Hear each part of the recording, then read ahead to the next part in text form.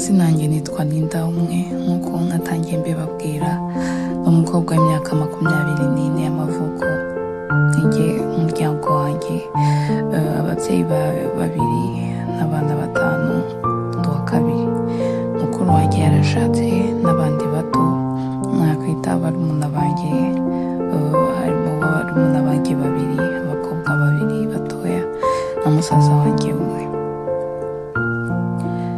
Dukura ndibuka ko twakuri mu buzima bushaririye, ubuzima bwo kwifuza, ntibyasaga nk'aho ari ibintu biri aho, twe byasaga ari nk'inzozi kuri twe. Nubwo twakuze tubana n'ababyeyi, gusa byasaga nk'aho nabo badahari, kuko bagendaga igicuku mu gitondo bagataha n'ubundi amajoro bajya gushakisha. Byarabahugije cyane ku buryo kwicara ngo tuganire nk'ababyeyi n'abana ari ikintu twakuze tutazi uko gisa. Muri ubwo buzima bugoranye sinigeze mbona na rimwe papa na mama bicara hamwe ngo baganire, kuko akenshi byari intambara niyo babaga bari kumwe, byari intambara za buri munsi. Akenshi bapfaga ubusa, ubundi bagapfa amafaranga. Bari abantu batavugaga rumwe. Ubwo twe twari hagati, rimwe na rimwe tugatorwa umujinya n'ibibazo byabo. Icyo gihe sinabyumvaga, sinabashaga gusobanukirwa n'ibijya mbere cyane, gusa icyo nari nzi ko nuko nagombaga kuzahindura amateka y'umuryango wanjye, mbese nkaba nk'umunsi muri Bibiliya, nkavana umuryango wanjye mu gihugu cy'ubukene bajyana mu gihugu cy'icyo bakeneye cyose. Ubwo rero kubona amafaranga numvaga ko bizaba bihagije gutanga amahoro mu muryango wacu, gusa nanone nkumva nzahita nigira kure, kuko numvaga ngomba kuba ubuzima buzira stress z'umuryango. Gusa nyuma y'ibyo natekerezaga, ibyo napangaga byose, Imana yari ifite indi mipango, dore ko nta mugambi n'umwe nageze wigeze ugerwaho. Gusa nanone ndashimira Imana kuko hari byinshi byahindutse muri iyi myaka yose ishize mu muryango wanjye, kuko ababyeyi banjye batari bakirwana nka mbere. Mama byibuze ashobora guseka na papa akaganira adatongana. Gusa byadusizemo indwara z'ibikomere by'ubuzima twakuriyemo. Nanjye byansigiye kamere iri hafi n'uburakari bukabije, icyizere gike no kwisuzugura bya hato na hato. Uko nageragezaga kose kwigirira icyizere, ibyo nagerageje byanga, byansigiye ukundi kwiheba gukabije. Amateka yanjye ni maremare, nzajya mbanyuriramo gake gake, gusa kano kanya ndakubwira ubuzima mbayeho. Naje kwisanga nkora mu kabari k'umugabo twari duturanye, gusa sinamaze igihe kirekire kuko karimo kanyambika ishusho ntashaka kwambara. Nyuma y'ikindi gihe kirekire nsaba Imana kunkura mu rugo, byibuze ikampaho najya nirirwa ngataha ngiye kuryama, kuko kuguma muri uru rugo ndebana n'ababyeyi, dore ko na papa ari umuntu w'ibiraka.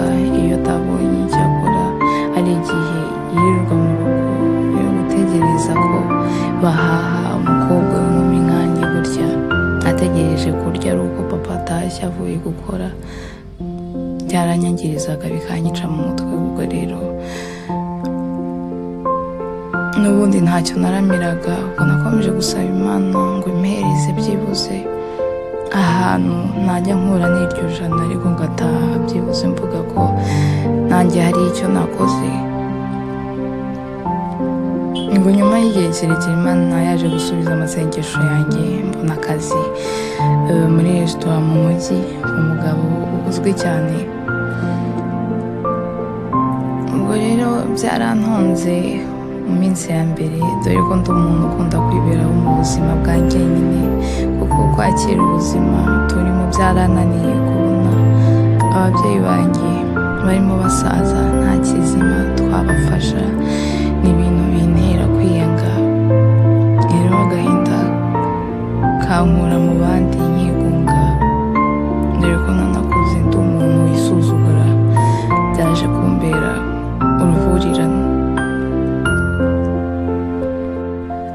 gukora rero ahantu nk'aho ngaho hahurira abantu benshi byabanje kumbera ikibazo, aho ugomba kuba umwenyura ukagaragaza isura yishimye kugira ngo nyine abakiriya bishimiye bazagaruke.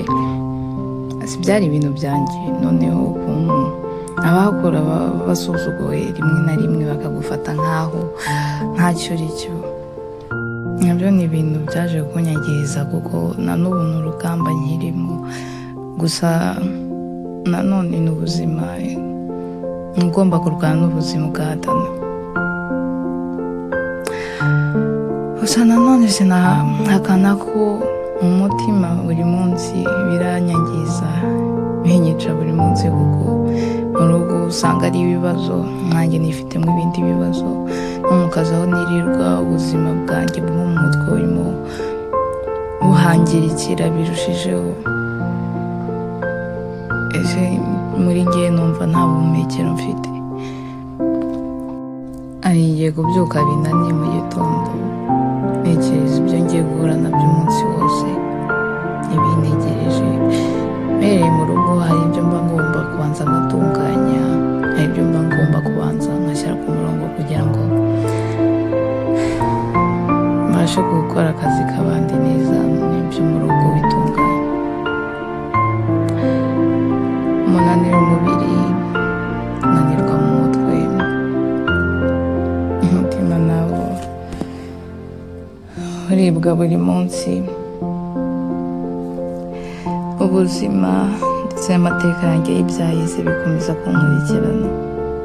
Ndumva meze nk'uzitiwe ahantu ntabasha kwikura, umutima wanjye urimo urataka ubufasha gusa ninde wo kunyumva. Umunwa wanjye uziritse simbasha kwinyagambura. Ibintu Imana yazantabaye kuko